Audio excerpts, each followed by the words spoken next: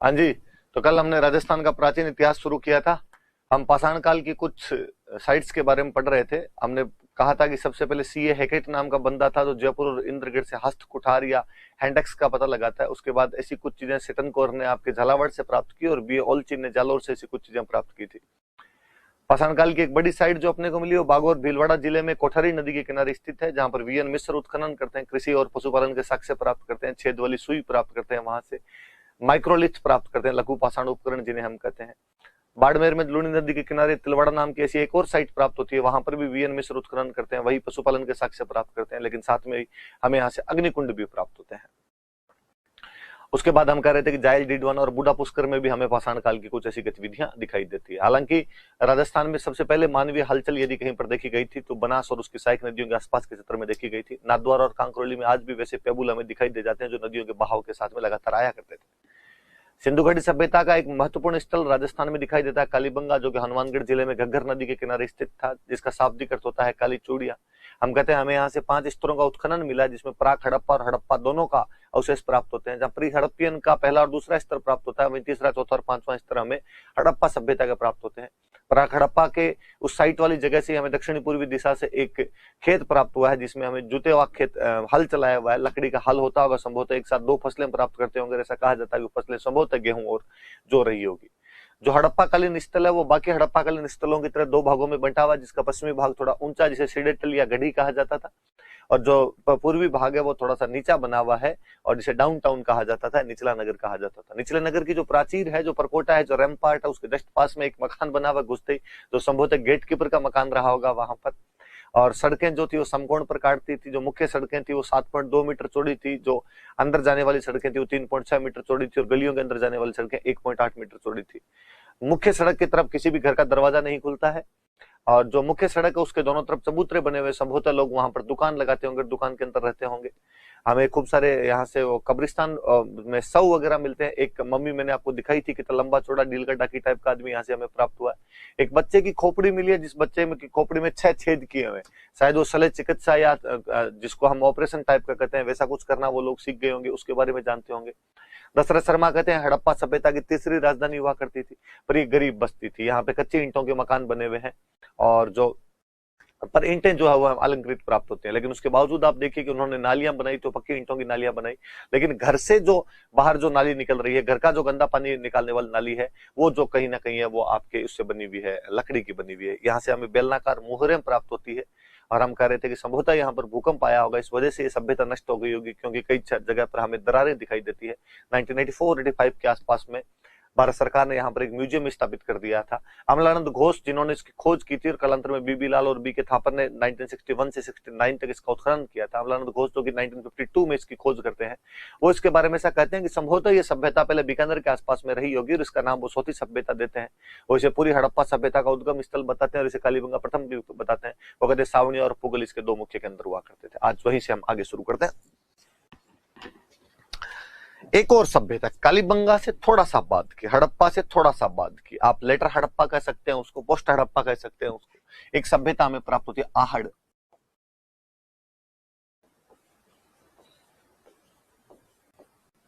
आहड़ सभ्यता प्राप्त होती है कहां पे? तो आप कहोगे साहब उदयपुर में। मैंने बताया नदियों के किनारे होती थी, तो आयड़ नदी है, या ज्योग्राफी वाले सर और बताएंगे कि उसी नदी का नाम बेड़च है। तो आयड़ का दो या बेड़च का दो, वो जो आयड़ या बेड़च नदी है उसके किनारे आपको ये सभ्यता दिखाई देती है। प्राचीन काल में जो प्राचीन अभिलेख मिले हैं हमें, या जो जैनों के ग्रंथ मिले हैं, उसके अंदर इसका नाम मिलता है हमें अघाटपुर। किसका नाम? अघाटपुर हुआ करता था प्राचीन अभिलेखों में और जैन ग्रंथों में। शक्ति कुमार का एक तो आठपुर अभिलेख मैंने भी आपको बताया था, अघाटपुर भी कहते थे, आठपुर भी कहते थे। जिसमें मैंने बताया था कि अल्लट ने हुण राजकुमारी हरिया देवी से विवाह किया था, और हरिया देवी ने हर्षपुर नामक एक गांव बसाया था, तो उसी हम आठपुर आघाटपुर की बात कर रहे थे। स्थानीय भाषा में लोग इसको धूलकोट कहते हैं। ताम्र पाषाणिक सभ्यता है, चैल्कोलिथिक सिविलाइजेशन थी। तांबा खूब सारा मिला है हमें यहां से, इसलिए इसका नाम ताम्रवती नगरी है, कॉपर सिटी थी। और वास्तव में तो हमें तांबा गलाने की भट्टियां मिली है यहां से।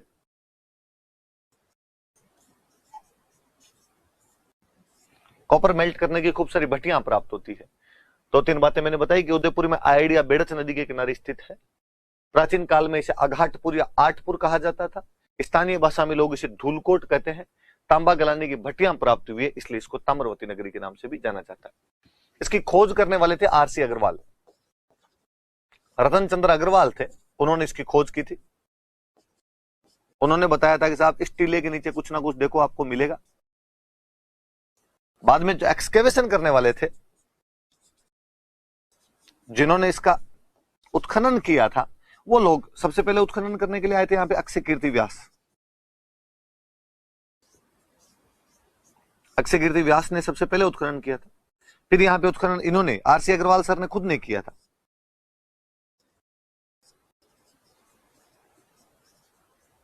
वीएन मिश्र जो हम कल पढ़ रहे थे, पुणे यूनिवर्सिटी वाले, वो भी यहां पर उत्खनन करके गए थे। और लास्ट में एक गुजराती बंधु आए थे, हसमुख धीरज सांकलिया या एचडी सांकलिया, उन्होंने ये भी यहां पर उत्खनन किया था। दोनों तीनों बातें याद रखेगी। इसको discovered by Ratan Chandra Agrawal and excavated by Akshay Kirti Vyas, Ratan Chandra Agrawal, Virendranath Mishra और हंसमुख धीरज सांकलिया जो थे, उन्होंने इसका उत्खनन किया था। वापस देख लेना, नॉर्मल जानकारी। आहड़ उदयपुर जिले में आयड या बेड़च नदी के किनारे स्थित है, जिसे प्राचीन अभिलेखों और जैन ग्रंथों में अघाटपुर या आठपुर कहा गया है। स्थानीय भाषा में लोग इसे धूलकोट कहते हैं और तांबा गलाने की भट्टियां प्राप्त हुई है, इसलिए इसे ताम्रवती नगरी कहा जाता था। इसकी खोज रतन चंद्र अग्रवाल ने की थी और इसका उत्खनन अक्षय कीर्ति व्यास, रतन चंद्र अग्रवाल, वीरेंद्रनाथ मिश्र और आपके हंसमुख धीरज सांकलिया द्वारा किया गया था। क्या मिलता है अपने को, क्या नहीं मिलता, हम उसके बारे में जाने। इससे तो आगे नहीं जा रहा।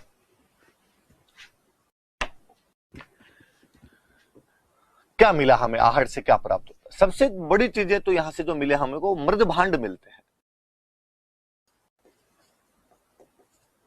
अर्दनवेयर्स, मृद भांड।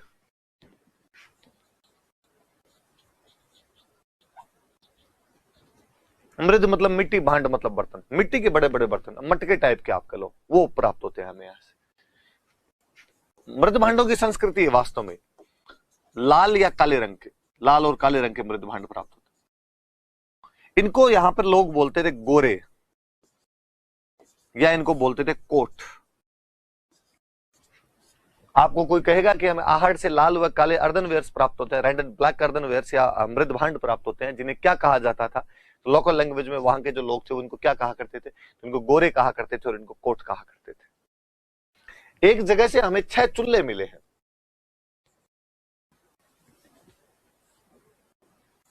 एक घर है जहां से हमें 6 चुल्ले प्राप्त होते हैं। तो उनका इतने चुल्ले कैसे? तो किसी ने कहा ज्वाइंट फैमिली रही होगी, संयुक्त परिवार रहा होगा। किसी ने कहा यह भी तो हो सकता है कोई लंगर चलता हो, यहां सामूहिक भोजन की व्यवस्था होती होगी, एक दिन तो सब यहां पर साथ में बैठ के खाएंगे, कलेक्टिव फीस्ट टाइप का कुछ होता हो।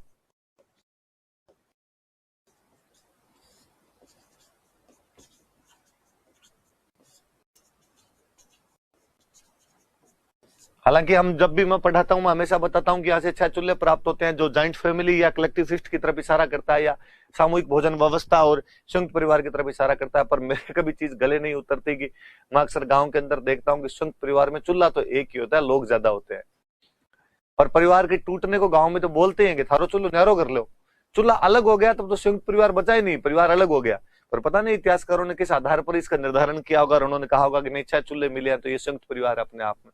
कई बार मुझे लगता है कि यार इतिहासकार एलिट क्लास के लोग थे ज्यादातर, उनको पता ही नहीं था कि जो जॉइंट फैमिली जो होती है वो कैसे रहती है। वो लोग खुद ही न्यूक्लियर फैमिली के रहे होंगे, इसलिए जैसे जो कोई तुक्के मार सकता था उन्होंने अपने हिसाब से तुक्के मार लिए होंगे। तो संयुक्त परिवार और सामूहिक भोजन व्यवस्था की चीजें मिलती। एक यूनानी सिक्का मिला, ग्रीक कॉइन मिला है।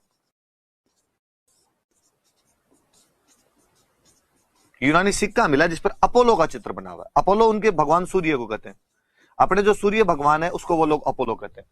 तो ग्रीक कॉइन मिला जिसपे अपोलो का चित्र बना हुआ। इससे पता चलता है कि आहड़ के लोगों का संबंध कहीं ना कहीं उनसे रहा होगा, यूनान के लोगों से रहा होगा, व्यापार करते होंगे, व्यापार के सिलसिले में इधर से उधर आते होंगे। वैसे भी आहड़ व्यापार का एक मुख्य केंद्र हुआ करता था।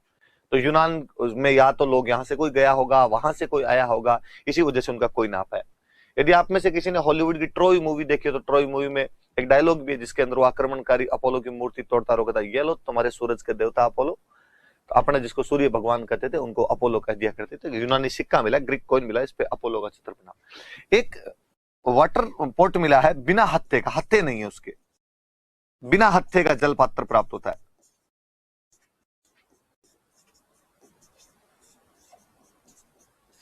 बिना हत्थे का जल पात्र प्राप्त, ऐसे जल पात्र हमें ईरान से मिले हैं। इसका मतलब इन लोगों का पर्शियन सिविलाइजेशन, ईरानी सभ्यता से भी संपर्क रहा होगा। वापस इस बात पर आइए आप कि व्यापार का मुख्य केंद्र था, इसलिए हमें यहाँ पर ग्रीक कॉइन मिलता है, हमें यहाँ से पर्शियन वाटर पोर्ट मिलता है जिसके हत्थे नहीं है साइड में, बड़ा सा एक जलपत्र बना हुआ है, साइड में हत्थे नहीं है। बड़ा है तो हत्थे होने चाहिए पकड़ने के लिए, पर कहते हैं कि ऐसे वाटर पोर्ट जो थे वो ईरान के अंदर बना करते थे। तो शायद ये लोग व्यापार करते होंगे, वहां कोई चीज बेच के आए होंगे, तो उन्होंने कहा होगा लो बदले में ये ले, जो बार्टर सिस्टम होता था, वस्तु विनिमय हुआ करती थी, तो उन्होंने ये दे दिया होगा। तो अपने आप में ये बाट मिलते हैं अपने को यहां से। ये तीनों चीजें, यूनानी सिक्का, बिना हत्थे का जल पात्र और बाट, ये इशारा करते हैं कि व्यापार वाणिज्य का मुख्य केंद्र था। और व्यापार वाणिज्य वाले जो लोग हैं उन्होंने इस आहड़ की स्थापना की होगी, उन्होंने आहड़ को बसाया होगा, वो मुख्य रहे होंगे। हमें यहां से एक बेल की मरण मूर्ति प्राप्त होती है, बुल टेराकोटा।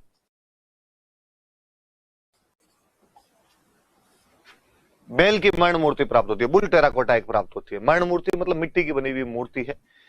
ऐसी मूर्तियां हमें बनास नदी के आसपास के जो भी जगह वहां पर मिली है, इसलिए इनके नाम ही है बनास का बेल या बनासियन बुल।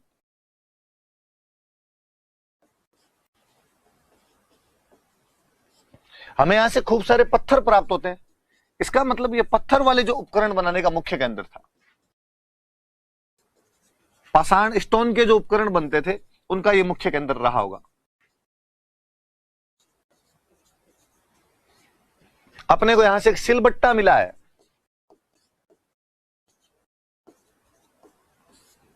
सिलबट्टा समझते हो, रगड़ने वाला जो आपके सिलबट्टा होता है, तो यहां से अपने को एक सिलबट्टा भी प्राप्त होता है, मिर्च विर्च रगड़ने के लिए घर में काम आता है, तो वो लोग ये भी रखा करते थे।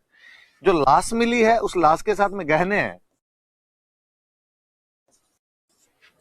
इसका दो मतलब है, एक तो मतलब ये है कि जो बंदा मरा है और रसिया टाइप का आदमी है, गहने वहने पहन के रखता है। दूसरा मतलब ये है कि उसको कहा गया कि अगले जन्म में भी तेरे गहने काम आएंगे। इसका मतलब आहड़ के लोग पुनर्जन्म में विश्वास रखते थे, इसलिए शवों के साथ में गहने और आभूषण भी दफना दिया करते थे। तो पुनर्जन्म की छोरी में इन लोगों का विश्वास था। जो आज भी हिंदू धर्म का मुख्य आइडियोलॉजी मानी जाती है कि भाई पुनर्जन्म के अंदर तो विश्वास रखते हैं, तो वो जो चीजें हैं वो यहां पर भी मिलती है। वो छापे लगाने के ठप्पे प्राप्त होते हैं अपने को यहां से। इससे पता चलता है कि यहाँ पे रंगाई छपाई का उद्योग रहा होगा। व्यापार वाणिज्य का केंद्र है तो खूब सारी ऐसी उद्योग की चीजें तो रही होगी।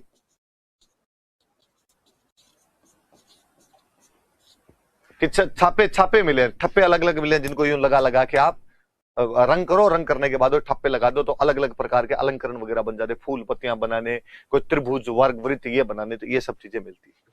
ये आहड़ की खूब सारी बातें हैं। क्या क्या मिला है अपने को, क्या क्या नहीं मिला है, इन सब चीजों का अपने ध्यान रखना। आप काम कर रहे हैं, चलो मैं वापस यदि बताऊं आपको तो आहड़ जो है वो अपने को उदयपुर में आइड या बेड़च नदी के किनारे स्थित है। प्राचीन काल में इसको आघाटपुर या आठपुर कहा जाता था, स्थानीय भाषा में धूलकोट कहते हैं। तांबे गलाने की भट्टियों की वजह से इसको ताम्रवती नगरी कहा जाता है। रतन चंद्र अग्रवाल ने इसका खोज की थी। बाद में अक्षय कीर्ति व्यास, रतन चंद्र अग्रवाल, वीरेंद्रनाथ मिश्र और हंसमुख धीरज सांकलिया ने इसका उत्खनन किया था। यहाँ से हमें खूब सारे मृद भांड मिले हैं जो काले और लाल रंग के हैं, जिनको गोरे और कोट कहा जाता था। एक ही जगह से हमें 6 चूल्हे प्राप्त होते हैं, जिससे पता चलता है कि या तो जॉइंट फैमिली होगी या यहाँ पे सामूहिक भोजन व्यवस्था रही होगी। यहाँ से हमें यूनानी सिक्का मिला जिस पर अपोलो का चित्र बना हुआ है। बिना हैंडल का वाटर पोर्ट मिला है, वैसे वाटर पोर्ट हमें पर्शियन सिविलाइजेशन में मिलते थे।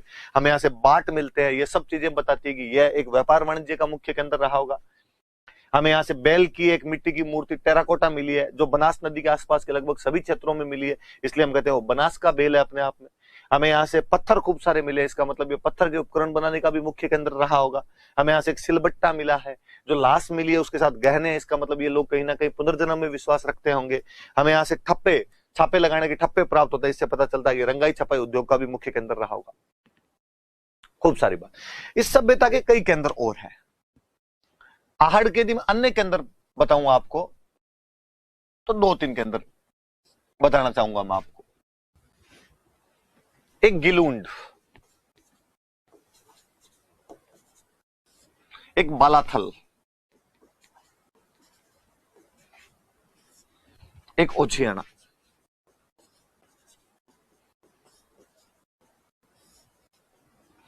तीन सेंटर अपने को और दिखाई देते हैं, गिलूंड, बालाथल और ओझियाना। गिलूंड राजसमंद में पड़ता है,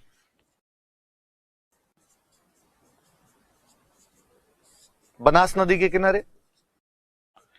2 टीलों का उत्खनन किया गया था, जिनको लोकल भाषा में लोग मोडिया मगरी बोलते हैं। उस मोडिया मगरी का उत्खनन किया गया था, वहां से गिलुंड की सभ्यता अपने को पता चलती है। मैं ये 2 आगे बता दूंगा, मैं पहले इसके बारे में थोड़ी समझा दूंगा ना आपको। उत्खनन करने के लिए 2-3 लोग, एक तो वही आपके ब्रजवासी लाल, बीबी लाल, जो कल हम पढ़ रहे थे कालीबंगा वाले। एक वीआर सिंधे, वीएन मिश्र नहीं है, अलग अलग आदमी, वीआर सिंधे अलग बंदे। एक विदेशी थे, ग्रेगरी पोसल।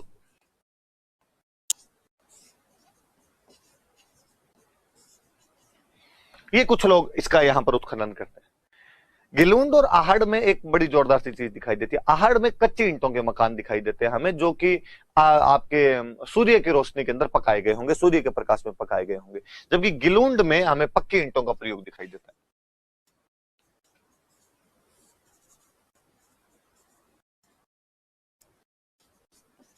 पक्की ईंटों का प्रयोग देता है, जबकि आहड़ में नहीं है, ये ध्यान रहे।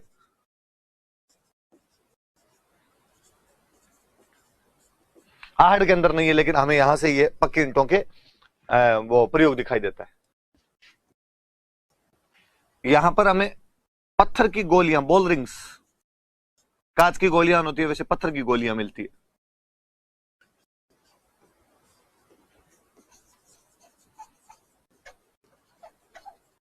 मिट्टी के खिलौने, टावरों के जो खिलौने होते हैं, हाथी घोड़े बने हुए।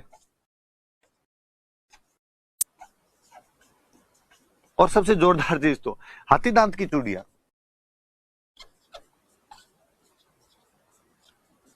आज भी महिलाओं के लिए मुख्य सजावट का साधन है हाथी दांत की चूड़ियां। ऐसी कैसी हाथी दांत की चूड़ियां हमें गिलुंड से भी प्राप्त होती है। गिलुंड में हाथी दांत की चूड़ियां मिलती है। तो याद रखना भाई गिलुंड के बारे में। राजसमंद जिले में बनास नदी के किनारे 2 टीलों का उत्खनन किया गया, जिसे स्थानीय भाषा में लोग मोडिया मगरी कहते थे। उत्खनन करने वाले ब्रजवासी लाल, बीआर सिंधी और ग्रेगरी पोसल थे। आहड़ में जहां हमें कच्ची ईंटों का प्रयोग दिखाई देता है, वहीं पर यहां पर हमें पक्की ईंटों का प्रयोग दिखाई देता है। पत्थर की गोलियां मिलती है हमें यहां पे, मिट्टी के खिलौने मिलते हैं और हाथी दांत की चूड़ियां प्राप्त होती है।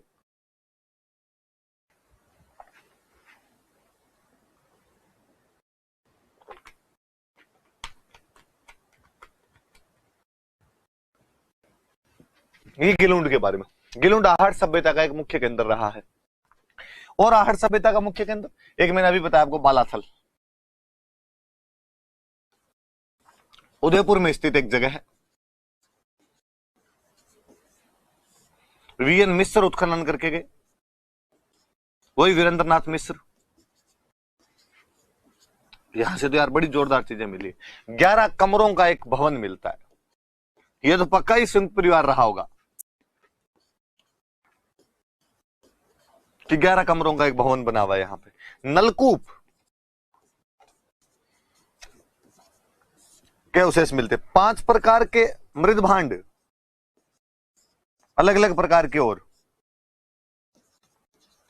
पॉलिशदार मिलते हैं, सादे मिलते हैं, काले मिलते हैं, अलग अलग प्रकार के मृद भांड और मिलते हैं। 5 प्रकार के मृद भांड प्राप्त होते हैं।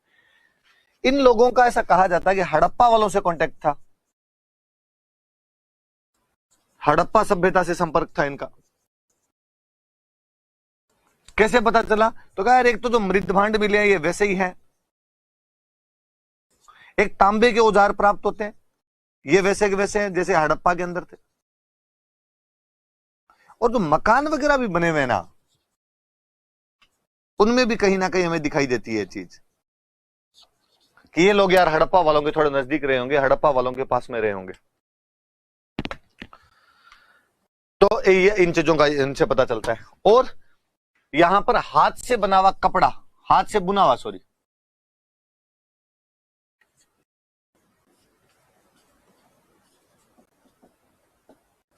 हाथ से बुना हुआ कपड़ा मिला है। तो मुख्य मुख्य थोड़ी चीज याद रखना कि बालाथल एक आहड़ सभ्यता का एक और मुख्य केंद्र है जो उदयपुर में स्थित है। वीरेंद्रनाथ मिश्र ने उत्खनन किया था। 11 कमरों का एक विशाल भवन मिलता है। नलकूप के संकेत प्राप्त होते हैं। 5 प्रकार के मृद भांड मिलते हैं। संभवतः इन लोगों का संपर्क जो है वो हड़प्पा सभ्यता से रहा होगा, क्योंकि इनके मृद भांड, इनके तांबे के औजार और इनके भवन निर्माण पर उस हड़प्पा सभ्यता की झलक दिखाई देती है। हाथ से बुना हुआ कपड़ा प्राप्त होता है यहाँ पर। एक सेंटर और ले लो, ओजियाना।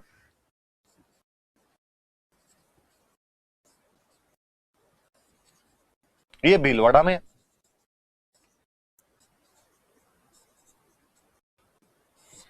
भीलवाड़ा के अंदर है। और यहां पर उत्खनन करने वाले 2 बंदे, एक तो B.R. मीणा और एक आलोक त्रिपाठी।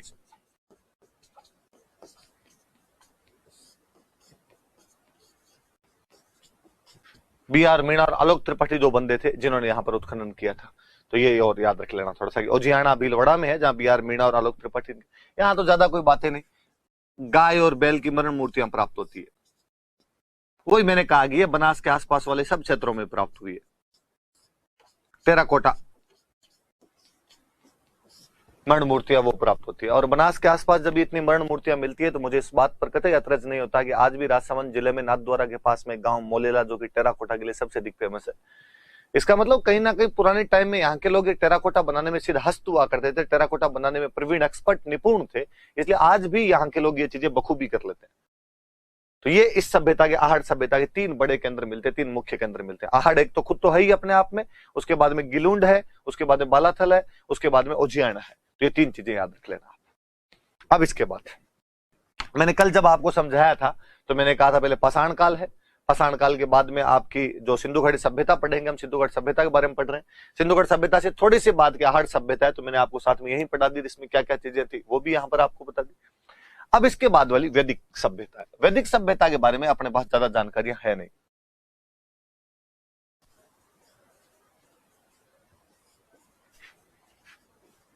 मैंने कल बताया था वैदिक सभ्यता की जानकारी कहां से मिलती है, तो वेदों से मिलती है। ऋग्वेद, यजुर्वेद, सामवेद, अथर्ववेद, इनसे जानकारी मिलती है। कोई ज्यादा बड़े सेंटर नहीं है, फिर भी 2-3 सेंटर अपने गंगानगर में प्राप्त होते हैं।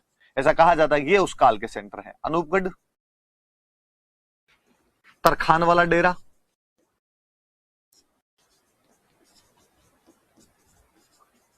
और चकचौसठ। कुछ साइड में गांव के नाम ऐसे ही हैं। इंदिरा गांधी नहर के आसपास के जो गांव है उनको चक्की कहा जाता है। तो चक-64, तरखान वाला डेरा और अनूपगढ़ 3 जो केंद्र मिले हैं वो हमें वैदिक सभ्यता केंद्र मिलेंगे। यहाँ पर वैदिक सभ्यता के टाइम में कुछ चीजें रही होगी, इतनी कुछ बातें अपने को पता चलती है। बाकी ज्यादा वैदिक सभ्यता की बातें अपने पास में नहीं। वैदिक सभ्यता के जस्ट बाद में रामायण महाभारत का काल माना जाता है। इतिहासकार ऐसा कहते हैं कि वो काल ये है, महाकाव्य काल कहते हैं इसको, रामायण महाभारत वाले काल को कि महाकाव्य काल था।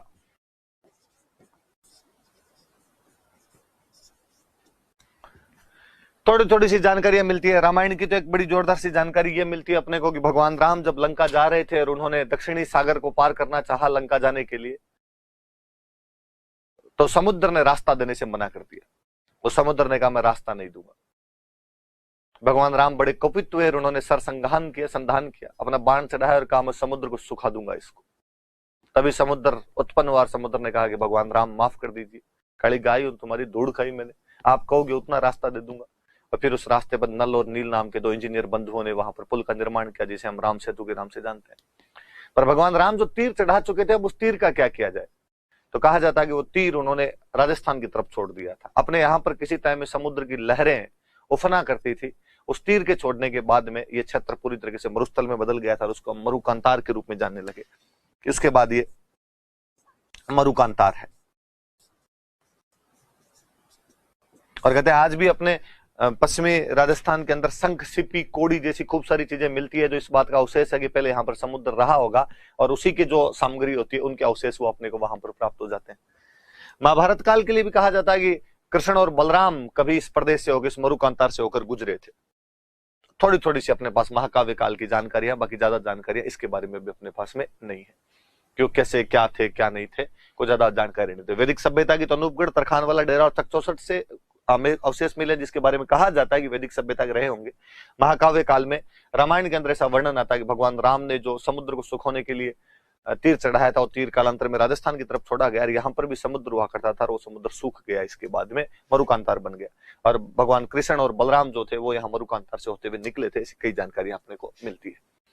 उसके बाद में जो काल आता है उसको हम महाजनपद काल के नाम से जानते हैं।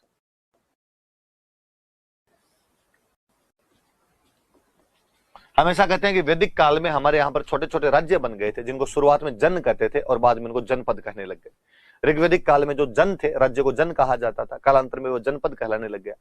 फिर धीरे धीरे अपने यहाँ पे 16 बड़े महाजनपद आ गए थे।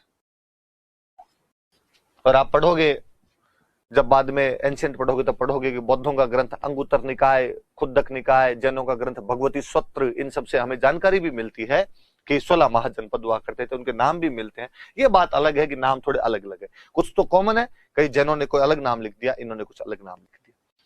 अपने यहाँ पे जो एक बड़ा महाजनपद जो अपने ही था, पूरी तरीके से अपने था, बाकी की तो कईयों की बाउंड्री टच करा करती थी। एक जो महाजनपद पूरा अपने ही हुआ करता था वो था मत्स्य।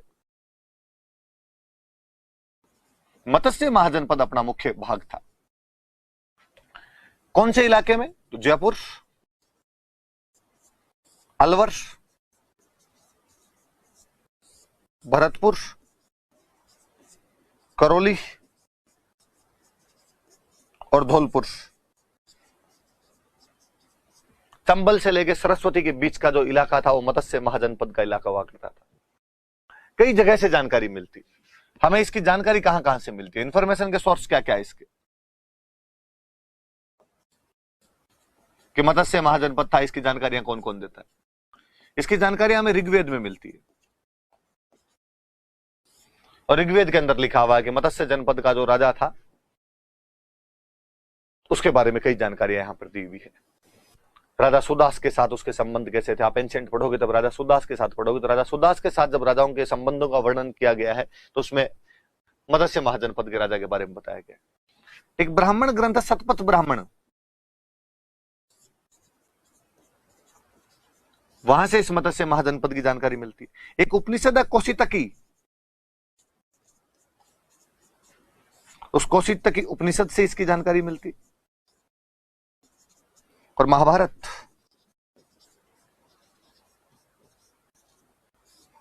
महाभारत से भी हमें मत्स्य महाजनपद की जानकारी मिलती। तो मत्स्य महाजनपद के बारे में जानना भाइयों कि मत्स्य महाजनपद क्या क्या था, क्या नहीं था। तो जयपुर, अलवर, भरतपुर, करौली और धौलपुर के क्षेत्रों में मत्स्य महाजनपद था, जिसकी जानकारी हमें ऋग्वेद से मिलती है, हमें सतपथ ब्राह्मण से मिलती है, हमें कौशितकी उपनिषद से मिलती है, हमें महाभारत से मिलती है। महाभारत में ऐसा उल्लेख है कि इस मत्स्य महाजनपद की राजधानी विराटनगर हुआ करती थी। राजा विराट का देश था, तो विराटनगर राजा विराट ने स्थापित किया था इसको। यहां का राजा का नाम भी विराट था।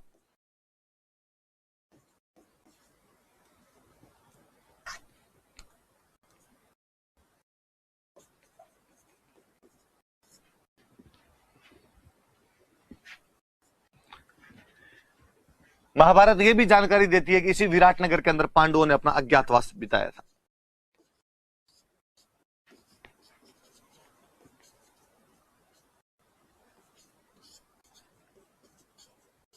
कि पांडवों ने अपना अज्ञातवास इसी जगह पर बिताया था।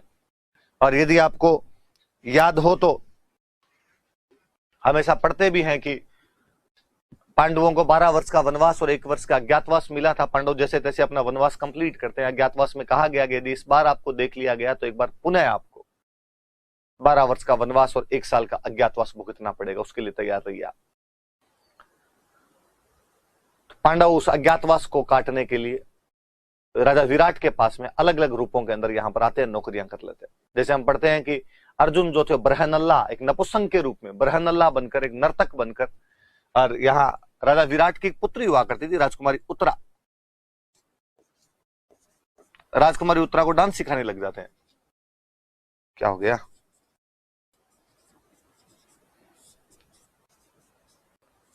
अर्जुन यहां पे बरहनल्ला के रूप में आते हैं। भीम बेचारा रसोईया बन जाता है, वलल वलल नाम के रसोइये के रूप में यहां पर आता है। युधिष्ठिर, ये याद मत करना, भले ही सुन लेना बातें ताकि याद रहे। कंक नाम धारण करके यहां पे आते हैं, राजा विराट के साथ पासा खेलने का काम करते हैं। राजा विराट की रानी हुआ करते थे सुदेशना, और रानी सुदेशना की सहायता के लिए एक नौकरानी रखी गई मालिनी, जो द्रौपदी थी। मालिनी कहा जाता है, शरंद्री कहा जाता है। सब अलग अलग रूप धारण करके यहां पर बैठे हुए। कहते हैं एक बार पांडवों को इस बात का पता चला, कौरवों को इस बात का पता चला कि वो लोग वहां पर रहते हैं, विराटनगर के अंदर रहते हैं। सबने पूरा प्लान किया और हिमाचल प्रदेश में कांगड़ा नाम की जगह, जिसको उस समय त्रिगर्त कहा जाता था, वहां के राजा सुशर्मा को कहा गया, वो उनका दोस्त था, और सुशर्मा को कहा गया कि सुशर्मा, तुम विराटनगर पर आक्रमण करके उनकी गायें चुरा लो, और जब तुम गायें चुराओगे तो वो उपस्थित हो जाएंगे वहां पर, पांडव बाहर आएंगे, क्योंकि एक सत्ता क्षत्रिय कभी भी गायों के हरण को देख नहीं पाएगा। और कहते हैं कि जब सुशर्मा वहां पर गायें चुराने के लिए गया त्रिगर्त का राजा, तो भीम जो कि वलल नाम का रसोइया और पहलवान बना हुआ था, सुशर्मा को पीट कर उन गायों को वापस छुड़ा लेता है। कौरवों को लगा कि सुशर्मा से तो पार नहीं पड़ी, इस बार कौरव महारथियों के रूप में खुद वहां पर आते हैं। कहते हैं उस दिन राजा विराट वहां पर उपस्थित नहीं थे, राजा विराट कहीं बाहर गए हुए थे, इसलिए राजा विराट के पुत्र थे राजकुमार उत्तर। राजकुमार उत्तर युद्ध का नेतृत्व करने के लिए जाते हैं, जिनका सारथी बनता है बृहन्नला या अर्जुन। राजकुमार उत्तर उन महारथियों को देखकर, उन कौरवों को, उन कर्ण, भीष्म, द्रोण और दुर्योधन को देखकर कांप जाता है। तब बृहन्नला बना हुआ अर्जुन उसे कहता है कि मैं अर्जुन हूं, तुम केवल यहां पर बैठे रहो, मैं युद्ध कर लूंगा यहां पर। अर्जुन बहुत